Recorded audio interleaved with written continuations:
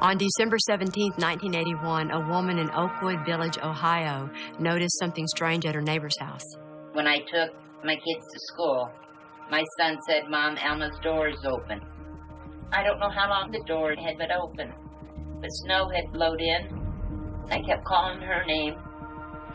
I saw her laying there on the bed, face down, and I couldn't get a response from her.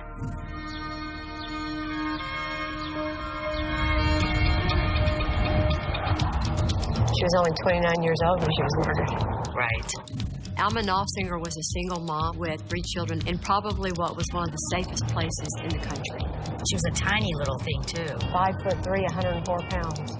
Sweet little Alma, who shouldn't have had an enemy in the world, somebody wanted her dead. You have to look into everybody in her life at the time to see if any of them had some kind of issues going on that would make them so mad at her they would beat her to death like that. I know. 32 years is a long time. Maybe there's more we can find out. This will be a challenge because the case was originally investigated by the local law who did their best at the time. But this was before forensics as we know it today. He hadn't worked a whole lot of murder cases because they don't have that many here. Good for them. Yeah. When I read the case, it scared me because it's 32 years old. That's a lifetime. And how many witnesses can still be alive and still be locals? It only takes like 2 good witnesses to make a case. You don't have to have 56. We want 56, but we'll take 2. Do it. If they're good, that's all you need.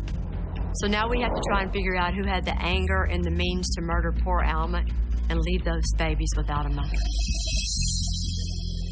It has been 16 years and still no answer. Police consider her killing a cold case. Years later, the case is still unsolved. There are so many cold cases out there just waiting to be solved.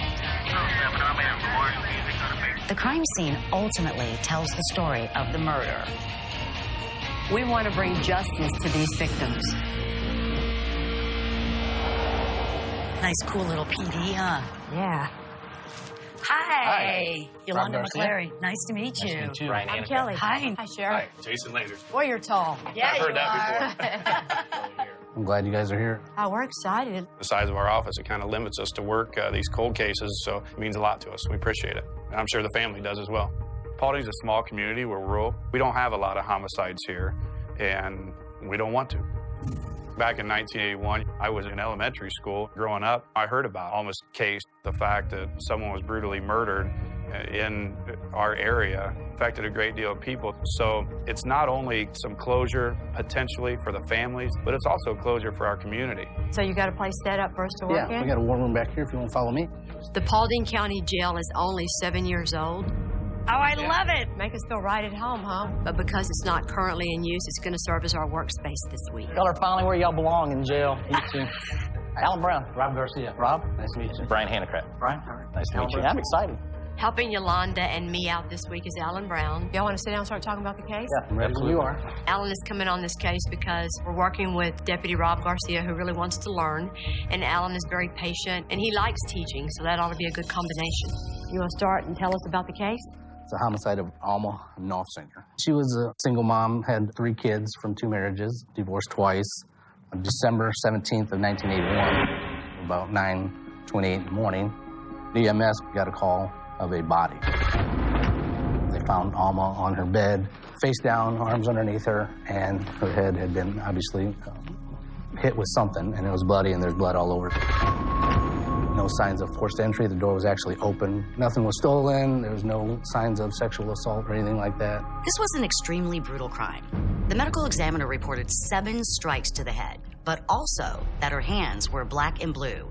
One hand was even broken, and she had puncture wounds to her forearm. The date of our murder is? Well, that's going to either be the 15th or 16th. But the 17th is when she's found. Yes. Alma's body was discovered on Thursday the 17th. But she was last seen alive just 2 days prior by her neighbor. Because the medical examiner was unable to establish a specific time of death, all we know for sure is that she was killed somewhere in that 3-day time span. Okay, y'all want to start with this suspect first? Who's this, Rob? David Delgado Sr. David Delgado is Alma's first ex-husband and the father of her 2 oldest children, Debbie and Davy. She had recently given custody of those 2 children back to him. He's still involved in her life. Even though she had turned over their kids to him recently, it was still kind of a raw, fresh thing. She was regretting it. They were adjusting. There could have been some resentment going on with that. Yep. She had given custody back to David for a reason, so we need to look into that relationship to figure out why that could have been. There's no better motivator for getting people fired up than a divorce and custody and all that. And then also, he's under the influence of Maria. Alma and David had been divorced for a little while. He had moved on. He was dating a lady named Maria. David and Maria eventually got married, but back then Maria had some serious issues with the fact that Alma was still around in the world of David. She hated Alma. She hated Alma. Mutually hated each other. Yep. Alma was a threat to her. Alma's always calling with every problem she has. David's always helping her. New girlfriend doesn't like that too much. She thinks there's too much of an attachment there. Alma had been sending David cards. Let's get back together. I'm missing you. And that was threatening to Maria. Her next move is to go to Steve. Maria goes to Stephen, who's Alma's second husband, and shows him these cards that Alma had been sending David. And the cards implied that Alma wanted to get back together with David. I mean, a lot of girls hate the ex-wife, but she actually took her ammunition to Steve and showed it to him, trying to cause trouble. That was more of a bitch move than most women would do. Yeah. Maria was a suspect in the original investigation. She failed her polygraph, but polygraphs are not admissible in the courtroom, which makes it even more important that we go and talk to her again and ask her all of our questions. So the last suspect is Steve Noffsinger. Steve Noffsinger is Alma's most recent ex-husband. The two had met while working together at a meat processing plant called the Dinner Bell. They married and had one son named Ryan. When he was 2, they got divorced, and she gained custody. He was making an effort at the time to try to reconcile. He was very jealous, apparently. He's definitely committed to that relationship, but she's not. He wasn't over her, she was over him. Correct. Correct. Maria stirs the pot. Alma and Steve start getting separated. Divorce is filed. It gets final pretty fast, and 7 months later, she's dead. So Alma had 2 ex-husbands, and one of them is with a very jealous woman who goes crazy if he even talks to her. I can't tell you how many cases are prosecuted that were because of a divorce. Those issues between people never go away. Our first stop is to visit the members of Alma's family. We want to go meet them and see how they've dealt with this horrible tragedy. Hello. Howdy. Hi. It's so nice to meet you. I'm Kelly. Hi, Kelly. It has been very trying, not knowing who did it and that they're still out there. This case has been open for 32 years. It's time. Tell us some stories about Alma. When she was a little girl, what was she like? Oh, she was quiet. She was? She's very quiet. She was very, very caring. In 71, she was seeing David. They met at the high school here in Defiance, and she got pregnant with her first child. They had gotten married and didn't tell anybody. Well, it seemed like she was really in love with him. At the time, yes. Yeah. Yes. Was she a good mom? Yes, she was. She adored Davy. I talked to her almost every weekend. Okay. It was just, how are the kids, you know, and just She never gave you any hints about what was going on? Nothing. Never. She kept it all to herself. Mm-hmm. And when you first heard, what'd that do to your mom and dad? Oh, devastated. You guys showing up, this happening now.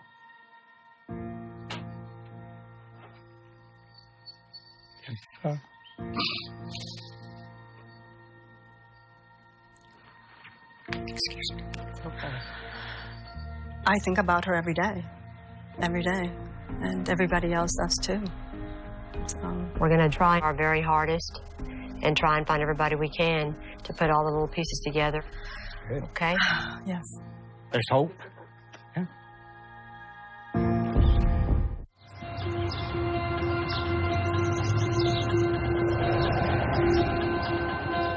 We're investigating the death of Alma Noffsinger, who was murdered in her bed while she was sleeping in 1981. Welcome to the mock crime scene. Because we no longer have access to Alma's home, we've set up a mock crime scene. My hope is that it can still teach us something about the case. The blue lines would be your walls. So this will at least give you a visual, since we can't go back 32 years. Alma was found face down in her bed, dressed in a nightgown and a robe. The pillows and mattress were soaked with blood. Other than a couple of pillows on the ground, nothing else seemed out of place, which tells us whoever killed Alma was able to sneak in silently and approach her undetected all while Alma was sleeping. I know in these pictures you see a lot of blood. When you look at her, you got blood from the waist up, which would indicate someone sitting on her and hitting her. If I'm on top of you and I'm trying to hold you down, say I am striking you, and you're trying to get up, you're moving hard, you're moving your face around that pillow, those sheets, everything. She literally has abrasions on her chin. So what's hitting her head? We're not seeing anything distinctive here. Like a hammer will leave that round mark impression that you can see. No weapon was found in this case. Whatever was used as a weapon wasn't anything heavy enough to cause the skull to completely cave in. Now, she does have skull fractures, so I would probably gear more towards a material like wood, because metal caves and wood doesn't tend to do that. She also has on her arm a small 1/8 inch in diameter puncture wound. Both of her hands are so swollen and black and blue. And in fact, her left hand is broken. Plus, remember when she was found, she actually had hairs recovered from her hand at the time. Yes. Her own hair, not the killer's hair. What do we always do when someone's striking you?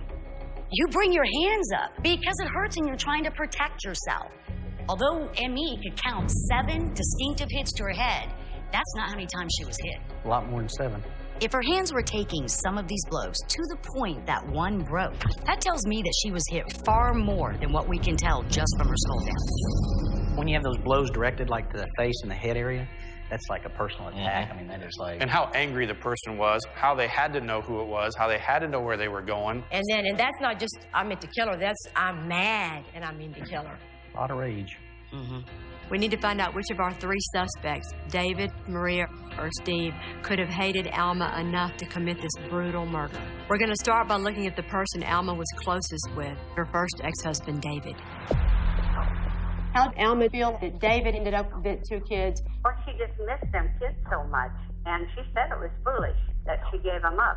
I mean, she was really upset. After marrying Steve and having Ryan, Alma gave custody of her 2 oldest children, Debbie and Davy Jr., back to their father, David. It's possible that this was still a point of contention between Alma and David Sr. Did Alma have a good relationship with Dave, her first husband? Yes. With the kids and everything? I never saw nothing out of control, or you know what I'm saying? Dave and her kind of was trying to get back together. And of course, Dave's girlfriend, Maria, didn't like the idea. A few times I met her, I had heard she was a very jealous woman.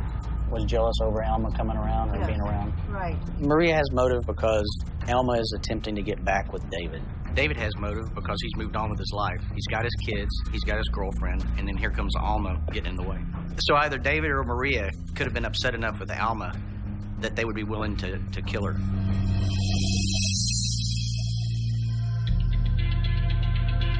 So y'all are headed to the airport like around noon? Yes.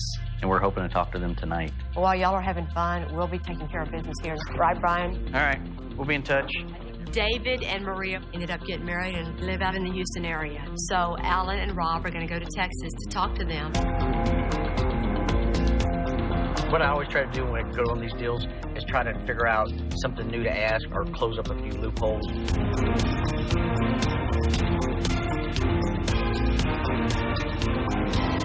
How you doing? Alan Brown. Dave Delgado. Deputy Garcia. You guys got some pretty good evidence to come all the way down here? We're doing all right. Yeah. We don't want to tap a lot of your time. Is Maria here too? Can we talk to her and then maybe talk to you? Sure. Do you ever have any crosswords with Alma at all? Not really. Do you remember when Alma signed the custody papers over and gave her kids full custody to David? I was just told about it, but I don't really remember. Tell us about the cards that were being sent and you found. Oh, well, I mean, how would you like it if your wife or girlfriend was receiving notes and, you know, thinking of you, cards? We interviewed Maria for roughly an hour, and we were very pointed in our questions because we wanted to know if she was angry enough to kill Alma. So when you find these cards and you go to Steve, how does that transpire? We met downtown in Defiance, and I told him, I said, hey, why is Alma sending David these cards? You know, I should have never said that, but... So he wasn't happy about that? Yeah. To me now it seems childish. I mean, I could have just... By showing Steve Noffsinger those cards, that caused a rift in Steve and Alma's marriage. She basically got this ball rolling, which caused the divorce. Well, We appreciate your time. To me, Maria has motive, but it's very light. And she was very straightforward. I got no vibes from Maria that she had any intention on ever harming Alma. So knowing Alma, you're her first ex-husband. Yeah, we've been together for many years, so she'd always confide to me or, ask for advice or whatever, She appears to be a good mother and a good person. Would that be your opinion of her? True, because even during the divorce, I said, look, you can have the cars, you can have the house, the whole thing, just let me have custody of the kids. She said, no. So at what point did she, really start trying to get back with you? When she was pregnant, she comes to me, and I said, I'm sorry. I just can't, have you come back or, get married again or whatever, because I just couldn't help it. I guess there were some things that was going on with Steve that I didn't know. She didn't know where to go to. She didn't know what to do anymore. Right. And so, I guess, no choice, just get married then. Well, then after a while, it's like, well, now he has her. According to David, Alma had confided in him that she didn't even want to marry Stephen. She tried to back out. She went through with it because she was pregnant with Ryan. She knew she made a big mistake. But she related to you that the reason for giving the kids custody to you was because of Stephen. Yes. Yeah. And what he was doing to him, his treatment. Yeah. Steve couldn't get along with David and Debbie. They always talked about Steve being a rubber band and always hitting Debbie with a rubber band. It's just out of meanness. She'd make Debbie cry, and after a while, Alma just couldn't take it. She said, "Okay, you can have custody of the kids." Well, I knew right there that that's not like her. In talking to David, it didn't appear he had any kind of grudge towards Alma over the children or anything else. We appreciate your time. Hopefully, they may get that resolved. Thank you. Get your back. Did you miss us? Actually, yeah, when you're on an airplane that long, we could even miss you guys. We've learned that Alma Noffsinger gave up custody of her children, Debbie and Dave Jr., because of problems with her second husband, Steve. That's a big sacrifice for a mother to make, and that tells us that things must have been really bad with Alma and Steve. Does anybody still feel like David Delgado and Maria Delgado need to be on the suspect board? Not at all. Not at all. All right, let's take them down. With David and Maria cleared, this is a case of one suspect, Steve Noffsinger. Hello? Hello, is this David?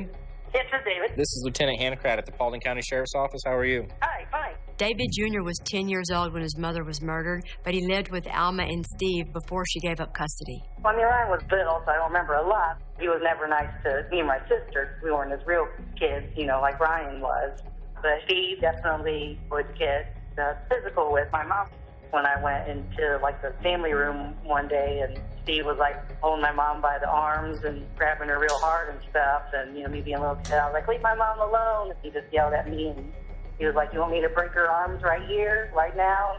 Alma never filed any police reports of domestic violence, which means that if Steve is Alma's killer, anything that Debbie and Davey Jr. saw with their own eyes or heard with their own ears could be crucial to this case. Can you talk a little bit about what, if anything, you remember about your mom? I don't have a lot of memories since I was pretty young. Right. Growing up without a mom was difficult. And it wasn't until I had a child of my own that I realized, probably how difficult things were for my mom. It's still hard. It's really hard to not have her. What do you remember about Steve? I don't have that many memories of him, just that he was not a really nice guy. He would yell at me a lot, and he would definitely favor my half-brother, Ryan. Okay. So not a lot of fond memories there then of Steve. No, I can't think of one. What about you and Ryan? We didn't grow up together. Started talking to him when we were in high school. I just knew that he was my brother, and so I wanted to have a relationship with him. I had asked him growing up, did he know that we existed? And he said that, in pictures, me and my brother would be in them, but his dad had told him that we were neighbor kids. He didn't tell them that, he had a brother and a sister. You hear that story, and I lived in a small town. I went to a high school like that. How do you grow up in a town this size and never know that on the other side of town are two people that are your blood, that are your brother and your sister? How can that happen unless someone is diabolically manipulative and trying to keep it from you for some crazy reason? What about you and Ryan today? We've just never been able to see eye to eye on certain things, his dad being one of them. So we just had a huge falling out, and that was 2 years ago. Okay. Thank you for all your help. All right, thank you so much. Okay, Debbie, bye-bye. We don't want to talk to Ryan right now because he's still close to Steve, but we've managed to track down another witness that could be really valuable. And next, that Steve was with 17 years after Alma's death. We'll go up there and order 3 coffees and then bring her out here. Okay. Our witness lived with Steve. Her opinion or anything Steve might have told her about Alma could tell us what kind of man we're dealing with. He said he was a widow, that she was an undercover cop and was killed in a car accident. Did it seem like he was affected by it? He said, I'll always love her. She'll always be in my heart. Several weeks to a month maybe passed. I went to the public library and I got a hold of some newspaper articles. I knew something was really wrong. That should have scared you. So when Steve did come home, I said, I'm going to go visit my mom. And that's when he knocked me on the shoulder and he said, what in the hell is wrong with you? I said, there's nothing wrong with me. I have to go. And I walked out of the house that fast. I was plenty scared that day. He said, when are you coming home? I said, I'm not ever coming home. She might not have suffered the same physical abuse that Alma did, but this woman was smart and brave and strong enough to leave as soon as she did. I remember him saying, you'll always be in my heart. Nobody will ever take that away from me. That's the same thing he told you about how he felt about Alma, and look what happened to her. Yes. Yeah. As we expand our investigation to the people who were close enough in Steve's life, we come to his family. You have a seat right back, man. Okay. There's not much from them at all in the case files, so they could have some new information. Jim, you may have some information for us on this homicide case? Well, I was married to Steve's sister. What can you tell me about it? I remember hearing that he could have done it. That was the atmosphere amongst the family at the time. Mm-hmm. Did you have any firsthand knowledge of that? I remember hearing that there was a nightstick or a stick he had in the car. Okay. Beside the driver's seat. Steve had the club in his car? Yeah. He used it for, like, when he was hunting or whatever, to hit the animals if they wasn't dead, this kind of stuff. A wooden club could have caused most of Alma's injuries, especially the type of damage seen in Alma's skull.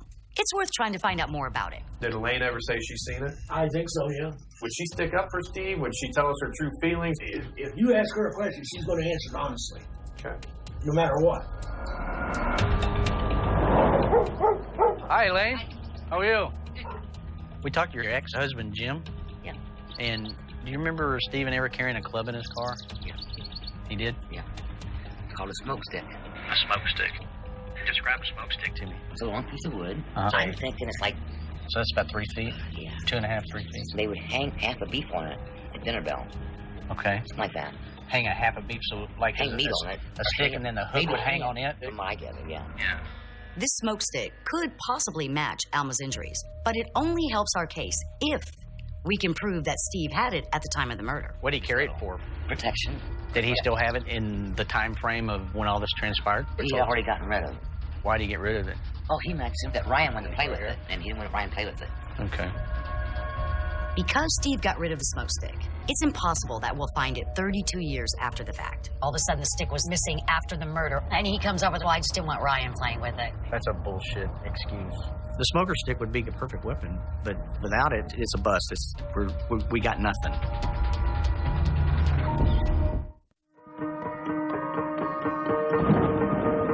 Without a murder weapon, we still need insight that can connect Steve Noffsinger to the murder of his ex-wife, Alma. So we're on our way to question Steve's sister, Cheryl, and her husband, Tom. She is his sister, so you have that bond from being a sibling, and they don't want to tell. You know, they don't want to be the one that says, I put my brother in prison. At first, it appears they don't want to talk to us. And then Tom tells us the whole family's scared of Steve Noffsinger. He's violent, and he's odd. So Tom tells me that Steve Noffsinger had a wife before Alma, and they had a son that was stillborn. And that after that, Stephen was never the same. When it came to Stephen's first living son, Ryan, he didn't care about Alma, he didn't care about the divorce, he didn't care about anything but Ryan.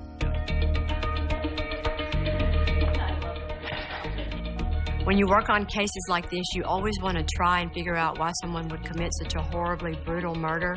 So the question is, because Steve lost his first child, does the possibility of losing Ryan become the trigger for him brutally murdering Alma? And going through all the divorce paperwork, I found this. They file for the divorce, then they try to reconcile. In the middle of the counseling time period, this says, on or about the 8th day of March, while at their home, the plaintiff, that's Stephen, he's the one that filed for the divorce, did physically abuse her by grabbing her by the arm and throwing her to the ground and threatening to break her arm. So there's 2 incidents. At least 2. Yeah, and this is when they're supposed to be getting back together again. Okay. He's at his best to convince her to stay with him, and that's what happened. 5 months later, she's dead. This is what he says in his affidavit, filing for divorce. My wife departed the marital domicile Thursday, January 29th, 81. I fear that if my wife is granted custody of the child, that she will keep the child from me and I will never see the child again. It's looking to me like Steve was going to go along with divorcing Alma, but when he wasn't going to get custody of Ryan, he could not handle it. When Steve went to court to get custody completely in his name, it says in here, for the reason that the child's natural mother died on December 16th, 1981. I thought that was kind of funny. It's pretty interesting that Steve is picking such a specific date because law enforcement never actually determined which day she died. Maybe he's got the date right. What do y'all think? Yeah, because if you killed someone, you're not going to forget. You can tell him, even the police are confused exactly when she died, but apparently you're not. All we know for sure is that Alma died sometime between Tuesday the 15th and Thursday the 17th. Because Tuesday is the last time Alma was seen alive by her neighbor, Mary Schaefer. So Mary Schaefer, who we're going to see, says that she was standing at her kitchen window, saw Alma drive in her driveway, didn't see anyone get out of the car, doesn't know if Ryan was with her. Not only was Mary the last person to see Alma alive, she was also the first person to discover Alma's body on Thursday morning. I just remember seeing her laying there on that bed. She was such a good person and such a good friend. And I think about it a lot. I miss her. I miss her so much. What do you remember about Steve or anyone else involved? Steve was a hothead. Before I had even met Alma, she came over to my house one night, pouring down rain, and she said that her and Steve had gotten into a big fight. I said, "Do you want to call the cops?" And she said no. So she was distraught enough to run out and go to somebody's house she's never been to before. Right. I know she was scared of Steve. How was Alma as far as letting Steve have the baby on his off days?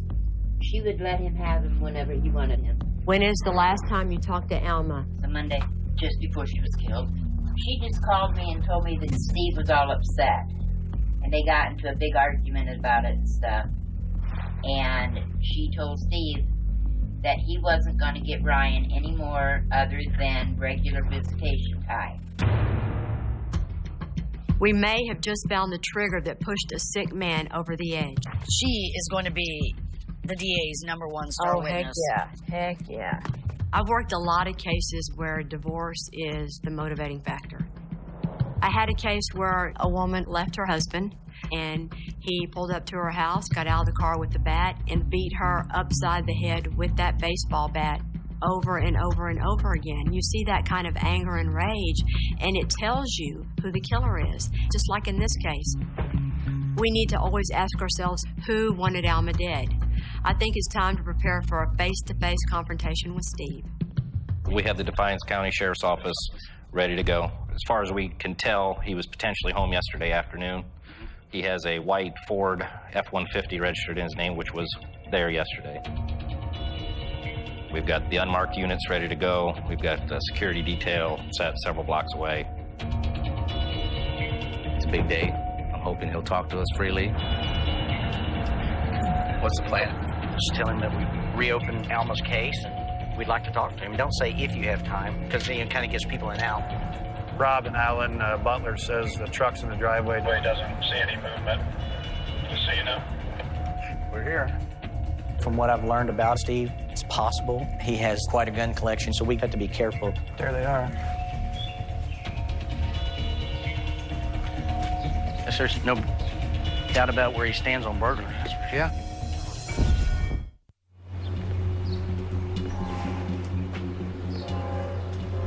You see him down there? I see them. He only has one vehicle that we know of, right?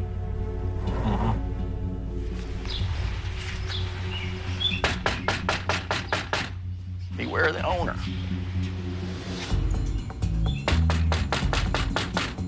A guy with signs like that probably doesn't enter his door very easily.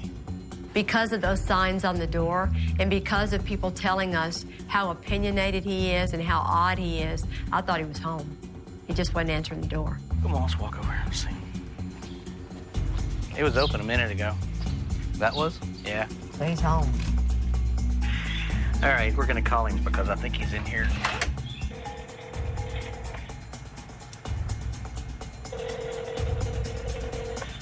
Hello?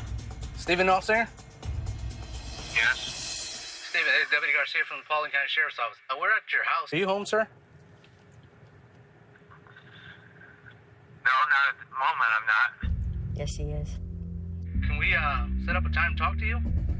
Well, I'm out at the mall right now with a friend of mine. Do you know where the Defiance Sheriff's Office is? Yes, I do. He ain't at the mall. I think he's really at the mall. No, I think he's in his house. Okay. There's a very good possibility he's in there. I guess we'll go to the sheriff's office.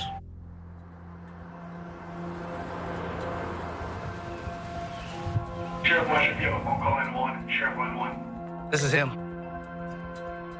So you're at home right now, huh? Yes. All right. It'll probably take me 10 or 15 minutes to get over there, but you're at home, right? Yeah, yes. He says he's home and he has to stay there and watch the dogs. He's always been home. He's always been home. I told him it'd probably take me 10 or 15 minutes to get over let's there. get our stuff. Steve Noffsinger calls back and says, you know what, on second thought, I'm not coming down there. Y'all can come to my house if you want to talk to me. I'm gonna ask him, why'd you lie to us about being at the mall? Because he's a freaky man that doesn't ever enter his door. So, you know, you got to do what you got to do. We load back up and go back towards his house. Steve is running us around town. He wants this interview to happen on his time at his place. It's going to be his way. That's right. Showtime. Steve agrees to talk to Alan and Rob in his home. Meanwhile, we're all outside listening to every word. And right off the bat, Steve's acting like he barely even remembers Alma. Last time he sees her alive, he doesn't remember. And if it was innocent, he would. Don't you remember the last time you saw your brother? Or the last time I saw my mom? Exactly. Remember? And we didn't do anything wrong. They ask him every question we have about Alma, about Ryan, about the abuse. His answer to nearly every question is, I don't remember. He's pretty smart. He just won't say anything. He's starting to get comfortable and close down, isn't he? That happens in cold cases all the time. It's the I don't remember defense.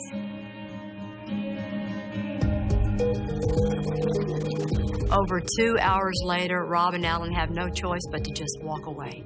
When things became uncomfortable to Steve, if I had a question for him that he didn't seem to like, he had a drink, and he'd drink from it. And he'd get up and walk off and say, oh, let me go over here and get a towel. And he'd wipe the kitchen table and come back. My feeling is Steve was calculating and thinking of an answer, the right answer that he wanted to give. And it's frustrating because there's nothing you can do about it. What do you think? I mean, he selectively chose to remember what he wanted to. Right. But he was pretty good at coming up with follow-up BS. Yeah. Steve doesn't add much to our case, but you don't prepare circumstantial evidence cases by hoping for a confession, because it doesn't usually happen. You have to build a probable cause that can stand all by itself, and that's what we hope we did this week. Okay, so we're pretty much done talking to witnesses at this point. Everything else on the board, all these points have now been addressed and corroborated and strengthened with live witnesses who can testify in a courtroom. The evidence that we found this week specifically shows a case that wasn't a theft, it wasn't a rape, it was personal. We have a tremendous amount of blood. And how angry the person was, how they had to know who it was, how they had to know where they were going. And a suspect with a history of domestic abuse. And I was like, leave my mom alone. And he just yelled at me, you want me to break her arms right here? Who concealed the truth about Alma's death from the people that were closest to him. He said that she was an undercover cop and was killed in a car accident. The witnesses and the evidence in this case clearly shows that Steve had motive. He was upset about his divorce from Alma, and most importantly, in the days before her murder, they fought, and she threatened to take away from Steve the thing he cared about most in the whole world, his son Ryan. She told Steve that he wasn't going to get Ryan anymore. What we have is a probable cause. It shows that Steve was so desperate to keep Ryan in his life, he elevated his abuse to murder. With all these factors, with all the witnesses, with all the evidence, do you feel like there's enough to talk to your DA? Absolutely. Rob? Yes. Brian? My heart, 100%, I believe that we're on the right track.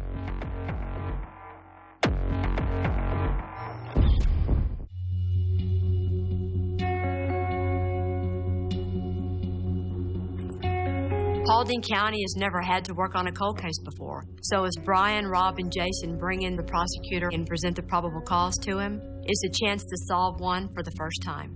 At this point, we've accomplished quite a bit this week. My belief in what we have today, based off of all of our evidence, all of our interviews, based off of the original incident report, the crime scene photographs, and a multitude of people that are willing to come to Paulding County and testify under oath to the truth as they remember it, Steve Noffsinger is responsible for the murder of his ex-wife.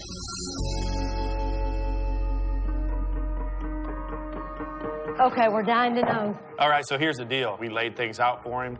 So I want you to be honest with me, give me your honest opinion. Can we take this to grand jury, or can't we? And he said that he will take this to grand jury. Oh, that's awesome. Good for him. That's beautiful. Whole new perspective on how to work cases and all these little things, how important they are. I'm very grateful for the help that Kelly and Yolanda and Alan have been able to bring to Paulding County. This is my first cold case, and I did learn a lot from it. It really opened my eyes. Their talent, their knowledge, it's just been an awesome experience. And to bring some sort of peace or closure to Alma and her family and her friends is a feeling that's beyond words. We can't wait to go tell Danny and Cece the good news. Usually, it's kind of a nervous day, but this is going to be a good one. Good morning. Good morning. And Alma's oldest two children, Debbie and Davy, drive in to hear the news, too. Well, we had a very busy week. Yesterday, the sheriff set up a meeting with the DA, Joe Burkhart, and then he said that he is very excited to take the case to a grand jury to ask them to indict Steve Noffsinger for the murder of your mom. Oh my gosh. Yes. Wow. Yeah, isn't that awesome? After 32 years, be a good ending to all this.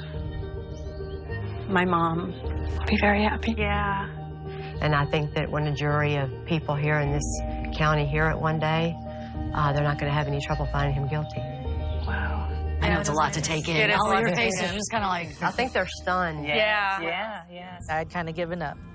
Hopefully she'll get justice and closure and be at peace, and the family will too, and I will see her someday again. Y'all don't have any contact with Ryan right now. You might reach out to him when you feel ready. He's lived his whole life with a certain version of the truth in his mind. Mm-hmm. So sometimes it takes all the way to the trial when they hear it for the very first time. The best thing you can do is just be patient. Yes. There's just lots of moments in my life where I needed a mom and didn't have her. So that piece has always been missing. I feel bad for Ryan because he didn't have a mom either. And, you know, this is his dad. And so this is something that he's going to have to deal with. And it can't be easy. So I know there's like a lot of celebration and a lot of, you know, happiness for us. But I can't imagine what he's going to have to go through. Thank you so much. Thank you so much. It is really nice to be able to tell them good news that 32-year patience has finally paid off. After all this time, huh? Yes. That's a great day. Prosecuting attorney Joe Burkhart convened a special grand jury in the case of Steve Noffsinger. Go. Just leave the door open and let him go in the house. The grand jury in Paulding County, Ohio, indicted Steve for the capital murder of Alma. Get him? Will she get him? No. You're right, I told you. I'm not going to do nothing, guys. Okay. All right. On August the 1st, 2014, Steve Noffsinger was arrested by the Paulding County Sheriff's Office, and he currently awaits trial.